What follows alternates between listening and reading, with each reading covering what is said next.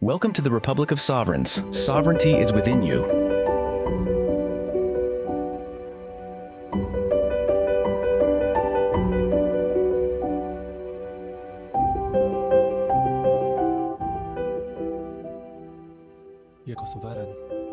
As a sovereign, free, and living man, I dwell here on Mother Earth in the arms of Perun's mountains. The local taxpayers and parishioners live in Catalonia, which is occupied by Spain, which is occupied by the Vatican, City of London, and Wall Street.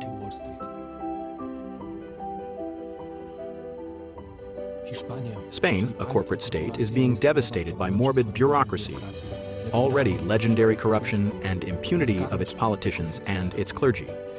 The scale of regulations, laws, and ridiculous taxes is overwhelming even for someone who experienced communism and POP's pseudo-opposition parties in Poland.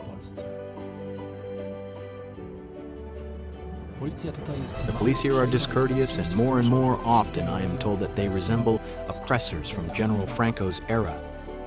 Fascism means corporatism. But none of this concerns or affects me. I don't reside in Catalonia, Spain, nor in the European Union, nor under the jurisdiction of other cliques, lodges, and cartels.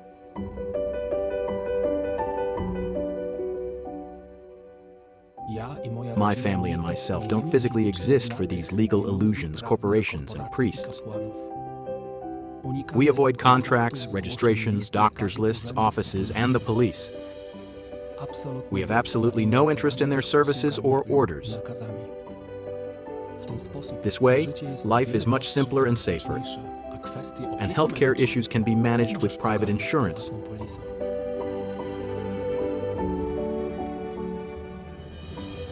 I am a man living on Earth. Yet at every turn, I encounter tributes disguised as hidden taxes for services, goods, etc. It's an enormous waste of money, on top of that used for nefarious purposes. I'm aware that tax is essentially a theft, an extortion, a tribute. Most of this money ends up in the fat hands of banksters, middlemen, corrupt political cronies within war industry and medical terror. Only scraps remain. Hardly enough for this circus to shine with the illusion of what should actually be delivered to the robbed, ordinary bread eater. I'm referring here to the promises or to all the official reasons for these forced contributions. That's not all. Despite certain deterrent measures and tricks I employ, I still have to reckon with the possibility of assaults from police officers, border guards, drug dealers, obviously Big Pharma, and banksters. They have the so-called monopoly on violence, which I avoid. Nevertheless, I know very well how to get out of this and how to lead people out of this entire circus. It's available to a large handful, which I estimate at about 100,000 people. I hope I'm wrong. Maybe 100 million, or perhaps the majority? We'll see. Perhaps 100% sovereignty isn't possible for the next 10 to 20 years, but with favorable winds, one can achieve about 90 to 95% of true sovereignty with a small bit of compromise. While preparing the foundations for our state of sovereigns, I learned much about this matrix and came up with some ideas that neither people like capable anarchists, sovereignty activists, nor anti-system individuals in the form of a free man on land have got under their very nose. The matrix has set an enormous number of traps, obstacles, and dead ends for people seeking an exit and escape from its concealed grinder of beautiful souls. It's not enough to be super rich anymore. You must belong to a certain club, or you'll find out later. When we already had our constitution and I began the process of preparing an incubator of our statehood, I encountered firm opposition not only from within, but also from external agencies and institutions with intelligence features, which tried to make it clear to me that such path isn't profitable. Furthermore, technical problems arose and a huge construction came into the light, a construction of subordinations and real dependencies of companies, producers, specialists, to some intelligence agencies and .gov. It doesn't matter that you don't break the law. What matters is that you're disrupting a system that perfectly drains the lives of billions of people for the benefits of a few. Tomorrow, new laws or regulations will appear that make you a criminal or a terrorist. This is just a part of their illusions. Remember, within natural law, only real damages and real victims count. Any contract when coerced or with unclear terms is false and invalid.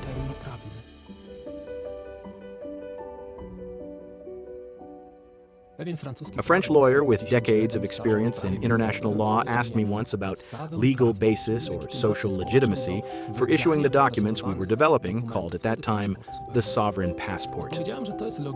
I replied that it's a logical consequence forced by the matrix. Border crossings, interventions by authorities, and so on, always paper, paper, paper, paper. They have no power over a living man. They need a paper, a label, to attach it to you as to piece of meat, and drag you by that label and do whatever they want with it. But what if that label says no? We're doing our work in a convoluted way to give the matrix a chance not to violate human rights of the ones who are aware.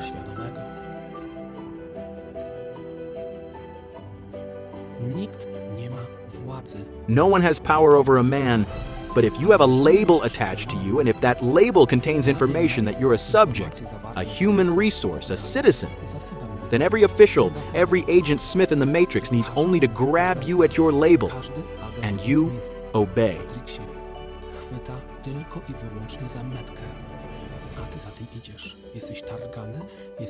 You're dragged, you're tangled, but know this, they can only play with your label. What if the label suddenly says to them, you have no power, no consent to your legal fiction, or this is my offer, this is my dignity, keep your distance?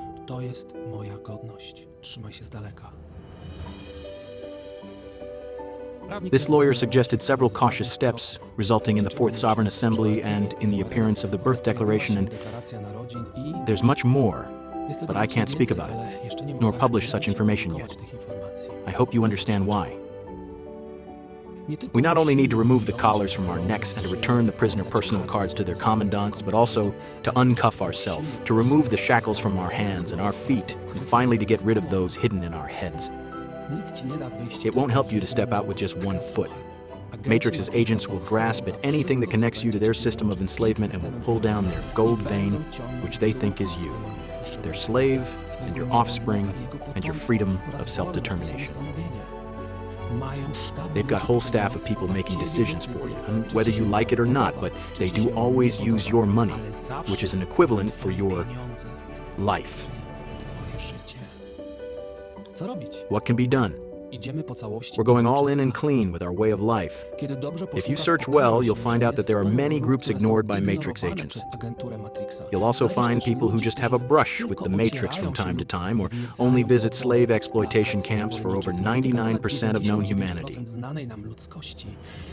These people are not citizens, taxpayers, human resources, nor parishioners.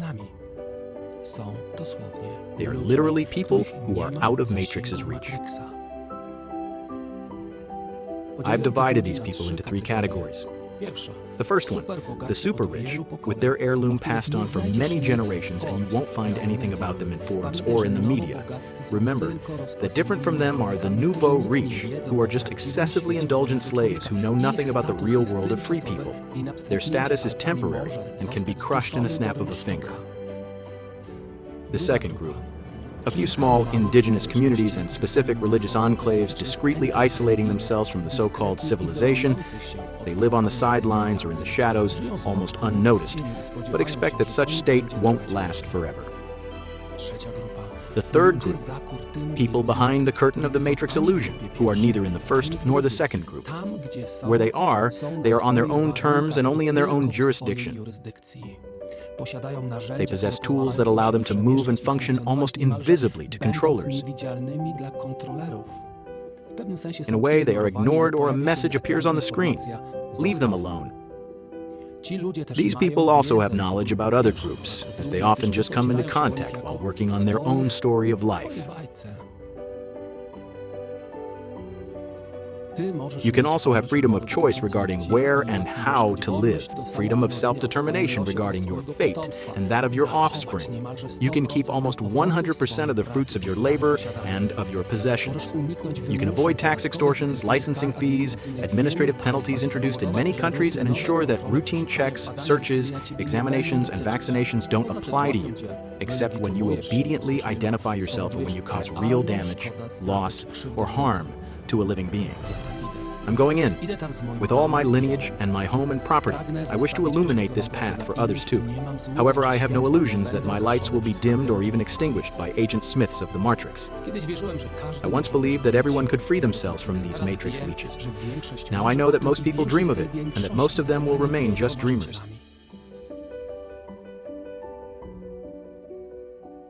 They will cry and beg to be relieved from suffering, but won't do anything on their own to free themselves from the real cause of suffering. But that's their path. Perhaps it's their will, not necessarily conscious, but in many cases it may already be conscious.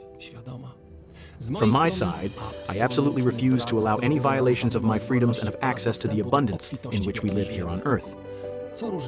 What distinguishes a dreamer from a lucky man? Above all, understanding and action.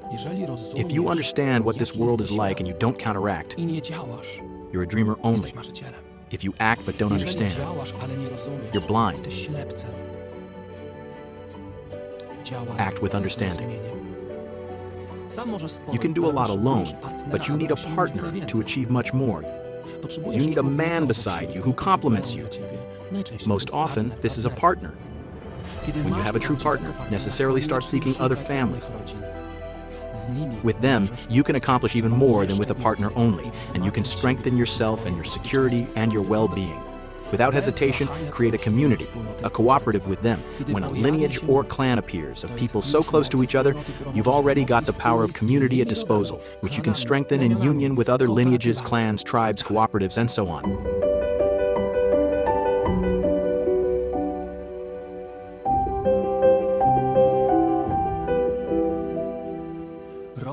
Lineages and clans, tribes, communities need a union and a common technology that is free from corporate plugins and pressures.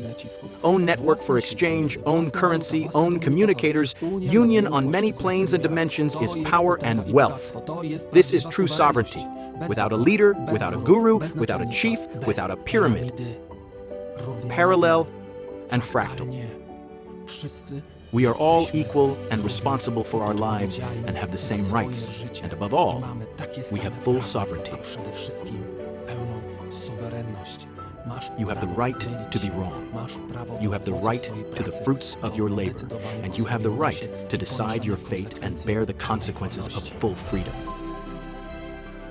Open your eyes yourself, and without labeling yourself, awaken. Go deep within yourself. Search. Don't compare yourself with others. Open your eyes. Act as a free man. Don't jump in front of a car. Simply live as a free man. Avoid problems, but never through compromise. Just don't jeopardize yourself. Awaken or find out your family. If you have a home, if you have a family, be an example. Be a role model. Inspire your partner. Inspire your children. Find someone who will be a goddess, a warrior, a knight, a father to you, and create a home together. Join in a union with other families. This is obvious. Seek contacts with other lineages or clans and grow together in peace. Create action models and fortresses against matrix attacks. There will always be attacks. Let's remember that. Unite using communication, work on exchange, develop currency with those like you. At all costs, avoid centralization that could violate the rights of the smallest ones. Zero compromises. You are an experience of God, of the Source, of the Creator, and you have His traits and rights in you. These rights are universal for all living people.